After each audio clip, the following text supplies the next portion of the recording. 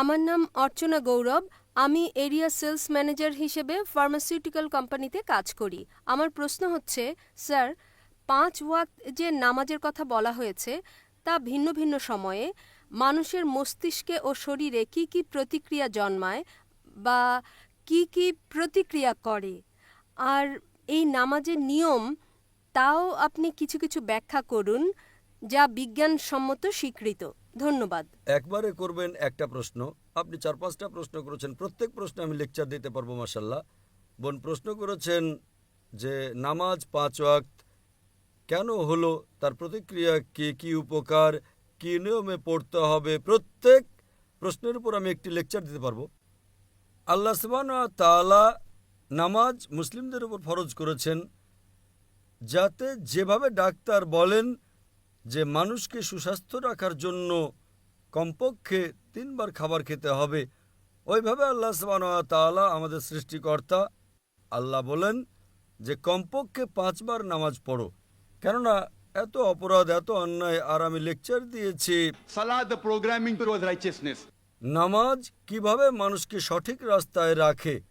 তো সঠিক রাস্তায় রাখার জন্য খুব সুবিধা, খুব সুযোগ, খুব সম্ভাবনা রয়েছে যে আমরা এত অপরাধ দেখি যে আমাদের প্রোগ্রামিং নষ্ট হয়ে যায়। তাই সংশোধন করার জন্য কমপক্ষে 5 বার আবশ্যক ফরজ মানুষের নামাজ পড়া। তার কি উপকার? কয়েকশো উপকার রয়েছে। সময় স্বল্পতার কারণে কয়েকটি উপকার বর্ণনা করব। আমরা একটা লেকচার দিতে পারবো শুধু বৈজ্ঞানিক উপকার নিয়ে।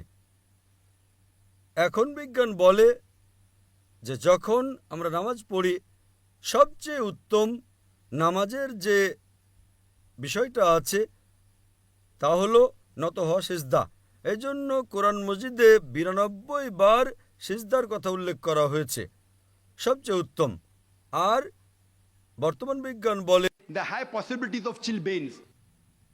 মুখের রোগ হবার সম্ভাবনা থাকে। তো যখন আমরা সিজদা করি তখন স্বাভাবিকের চেয়ে অধিক রক্ত প্রবাহিত হয় মুখের দিকে, মানে রক্ত ছুটে চলে মুখের দিকে, যার ফলে মুখের রোগ হবার সম্ভাবনাটা কমে যায়। যদি কোনো মানুষের সাইনোসাইটিস রোগ থাকে, যখন আমরা সিজদা করি সাইনাস দূর হয়ে যায়, Ethmoidal sinus, frontal sinus, maxillary sinus. এসব কম হয়। আর যখন আমরা সিজদা করি তখন ব্রঙ্কাইটিস হওয়ার সম্ভাবনাটা কমে আসে, কারণ ব্রঙ্কেল ট্রি বায়ু নিষ্কাশন করে। তারপর বর্তমান বিজ্ঞান বলে সাধারণত যখন আমরা নিঃশ্বাস নেই মাত্র 3/2 3/2 বায়ু বাহির হয়ে যায়, আমরা বাইরে বের করে দিই, আর 3/2 বায়ু নতুন নেই। 1/3 বায়ুকে বলা হয় রেসিডুয়াল এয়ার। যখন আমরা সিজদা করি তখন অ্যাবডোমিনাল ভিসেরা, পেটের অঙ্গগুলো ডায়াফ্রামে চাপ দেয় এবং ডায়াফ্রাম ফুসফুসের নিম্নলোকে চাপ দেয়, তাহলে বাকি 3/1 বায়ু বের হয়ে যায় আর নতুন স্বচ্ছ বায়ু ভিতরে আসে। ফুসফুসের রোগ হওয়ার সম্ভাবনা কম থাকে।